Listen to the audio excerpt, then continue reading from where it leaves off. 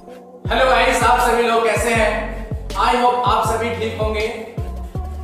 Welcome to my YouTube channel जिसका नाम है स्टडी विद शाहरुख। अगर आप इस चैनल पर नए हैं तो सबसे पहले आप चैनल को सब्सक्राइब करें, वीडियो को लाइक करें और दबा करके इसको शेयर करें, फैला दें सभी जगह इसको। और जब आप बेल आइकन को प्रेस करेंगे तो वहां पर आप इसको ऑल पर सेट करना है ताकि सबसे पहले नोटिफिकेशन पहुंचे हमारा।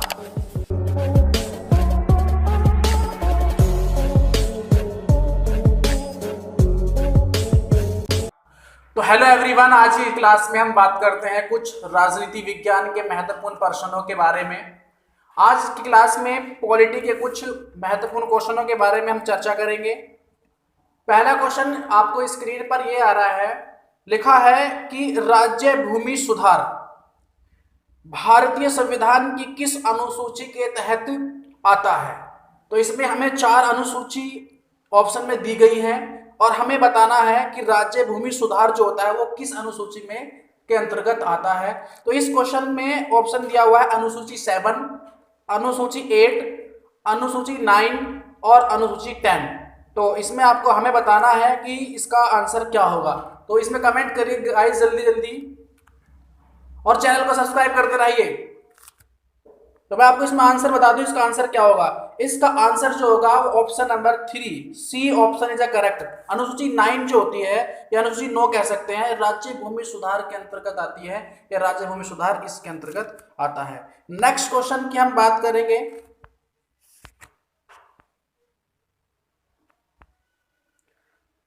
क्वेश्चन नंबर 2 जो क्वेश्चन है ये बहुत इंपॉर्टेंट क्वेश्चन है। इसमें क्या है कि ये स्थानीय सरकार संबंधित एक क्वेश्चन है।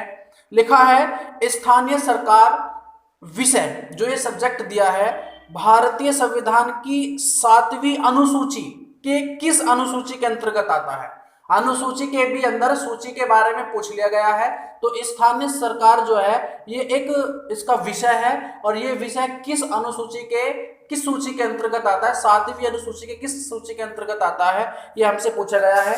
4 ऑप्शन दिए इसमें, संघ सूची, राज्य सूची, संवृत्ति सूची और फिर इसमें नन ऑफ दीज कोई नहीं। तो इसमें हमें बताना गाइस कि स्थानीय सरकार का सब्जेक्ट कौन से अनुसूची के अंतर्गत आता है। तो इसमें मैं आपको आंसर बता दूं, इसमें आपका आंसर जो होगा वो होगा आपका 2 राज्य सूची। स्टेट शेड्यूल के अंदर स्थानीय सरकार का जिक्र किया गया है। तो इसका हमें खासकर ध्यान रखना, ये क्वेश्चन एग्जाम के नजरिए से बहुत ज्यादा इंपॉर्टेंट है। नेक्स्ट क्वेश्चन की हम बात करते हैं। अगला क्वेश्चन जो आ रहा है ये एक जो संवैधानिक संशोधन होते हैं, अमेंडमेंट जो होता है, कॉन्स्टिट्यूशन अमेंडमेंट जो होता है, जो संशोधन करते हैं उसमें उससे संबंधित एक सवाल ये आपको स्क्रीन पर दिखाई दे रहा है।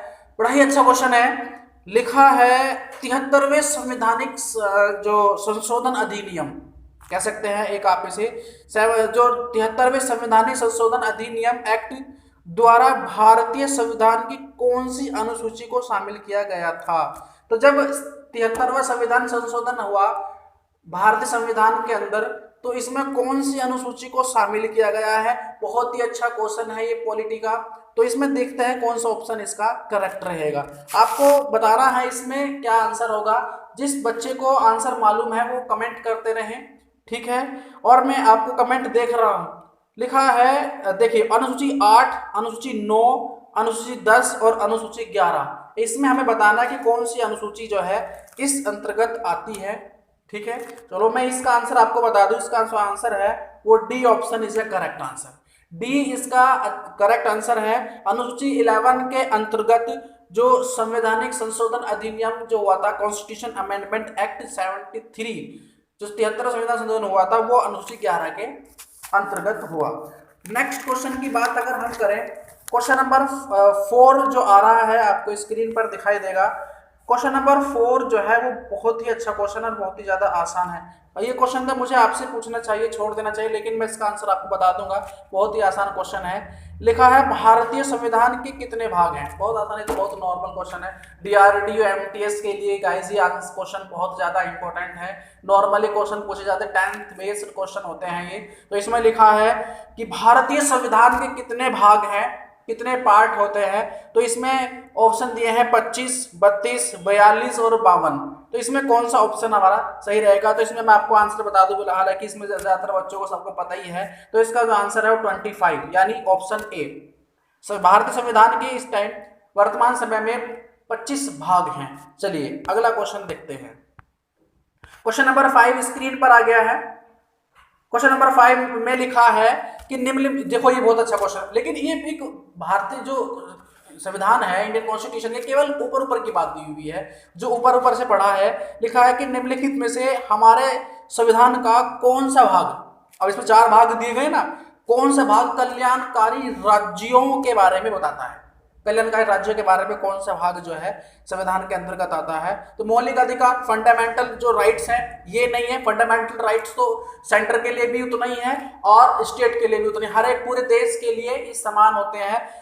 प्रस्तावना जो प्रियम्बल है, प्रियम्बल के अंतर्गत कोई जिक्र कल्याणकारी राज्य वगैरह का नहीं किया गया है। निर्देशक तत्व जो आपका जो ये डायरेक्टिव एलिमेंट है, ये प्रिंसिपल कह सकते हैं आप, निदेशक तत्व, ये जो है करेक्ट आंसर है, क्योंकि जो कल्याणकारी राज्य का जो जोड़ा गया है ये निदेशक तत्व के अंतर्गत जोड़ा गया है। बाकी अगला जो है मौलिक कर्तव्य, ये नहीं है। मौलिक कर्तव्य फंडामेंटल ड्यूटीज नहीं है, ये भाग 4A के अंतर्गत आती है, जबकि निदेशक भाग 4 के अंतर्गत है। तो जो इसका ऑप्शन सी है वो करेक्ट आंसर है। सी इसका करेक्ट आंसर है, निदेशक तत्व इसका करेक्ट आंसर है। चलिए क्वेश्चन नंबर 6 आपको जो है स्क्रीन पर दिखाई देगा। बहुत ही अच्छा क्वेश्चन है और ज्यादातर ये क्वेश्चन पूछा जाता है, तो इसमें हम कैसे देखेंगे उसे देखें आप। क्वेश्चन नंबर 6 में लिखा है कि भारतीय संविधान के कौन से या किस भाग में, समझना सब्जेक्ट, देखो जब भी किसी भाग की या आर्टिकल की बात करता है कॉन्स्टिट्यूशन में, तो हमें सबसे पहले उस क्वेश्चन का सब्जेक्ट पढ़ना चाहिए कि इससे किस सब्जेक्ट से संबंधित है।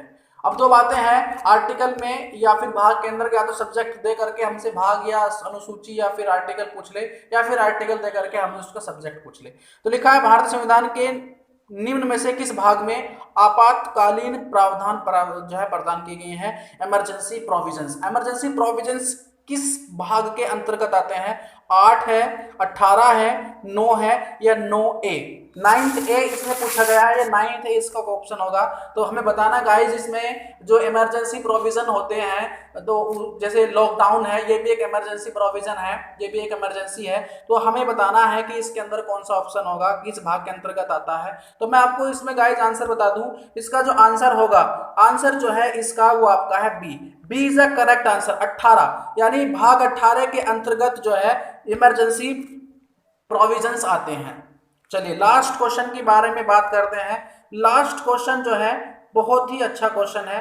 लास्ट क्वेश्चन में क्या दिया गया है? भारतीय संविधान का कौन सा भाग चुनाव से संबंधित है? देखिए इस क्लास का लास्ट क्वेश्चन है ये, लेकिन इससे पहले जो पॉलिटी की क्लास है इसका डिस्क्रिप्शन, जो इसका लिंक है वो आपको डिस्क्रिप्शन में मिलेगा। इसमें लिखा, उसमें मैंने आपको लास्ट क्वेश्चन क्लास में पूछा था गाइस, क्या लिखा था कि जो भारतीय संविधान के अंदर कितनी अनुसूची हैं, ये क्वेश्चन आपसे पिछली क्लास में पूछा गया था। तो इसमें बहुत से कमेंट आए बच्चों के, बहुत से बच्चे आज का सही आंसर भी दे रहे हैं, कुछ गलत भी कर रहे हैं। तो DRDO MTS के लिए और SSC CHS के लिए एक दमदार क्वेश्चन है कि भारत के संविधान में कितनी अनुसूची, कितने शेड्यूल्स हैं, तो हमें बताना है। तो मैं आपको उसका आंसर बता दूं, इसका आंसर 12 है। इसमें एक ऑप्शन 12 दिया गया है, 12 इज अ करेक्ट आंसर, ठीक है। लेकिन अब इसमें मैंने आपको क्वेश्चन नंबर 7 जो इस क्लास का लास्ट क्वेश्चन है, मैं इसका भी आंसर आपको नहीं बताने वाला हूँ। इसका जो आंसर मिलेगा आपको वो आपको लास्ट क्लास, अगले वाली जो नेक्स्ट क्वेश्चन क्लास आएगी उसके अंदर मिलेगा आपको, उसमें मैं बताऊंगा इसका आंसर क्या होगा, ठीक है। लेकिन उससे पहले आप जो है कमेंट करके बताते रहें। और ऐसा है कि इस प्लेटफॉर्म पर आप जो है थोड़ी गंभीरता से जुड़े, क्योंकि लगातार हमारी टीम भी मेहनत कर रही है, हम भी मेहनत कर रहे हैं, क्वेश्चनों को होमवर्क कर रहे हैं बार बार लिखकर, इसलिए लाया गया है कि ताकि हमारी मेहनत को देखा जाए, ठीक है। तो क्वेश्चन क्या है? भारतीय संविधान का कौन सा भाग चुनाव से संबंधित है? तो इसमें हमें 4 ऑप्शन दिए गए हैं कि 4 भाग दिए गए हैं। कौन सा? Option A 12, option B 13, option C 14 और ऑप्शन डी 15। तो इसमें से हमें कोई सा एक ऑप्शन इसका करेक्ट होगा। आपको इसमें इलेक्शन कमीशन के अंतर्गत जाना है, इलेक्शन को देखना है कि किस भाग के अंतर्गत ये दिया गया है। तो बस गाइस इस क्वेश्चन का आंसर का आप वेट करिए, जिसको नहीं मालूम वो वेट करे और जिसको मालूम है वो कमेंट करे, हमें कमेंट करके बताएं। देखिए जो वीडियो है, ये जो आपको क्लास लगातार हम इस प्लेटफॉर्म पर बने हुए हैं वो आपके लिए हैं, आपकी हमारी मेहनत है इसमें। आप जो है इस गंभीरता से इस प्लेटफॉर्म पर जुड़ करके आप हमारे साथ मेहनत करें ताकि हम भी इस प्लेटफॉर्म को आगे तक बढ़ाएं, हमारी पूरी टीम मिल करके इसको आगे बढ़ाएं। ठीक, तो ये क्वेश्चन का आंसर आपको बताना है। आगे मैं आपसे बता दूं, इस वीडियो को लाइक करें आप जरूर, और इसको जो इस प्लेटफॉर्म पर आप अगर कोई नया है तो वो इस चैनल को सब्सक्राइब करे जरूर।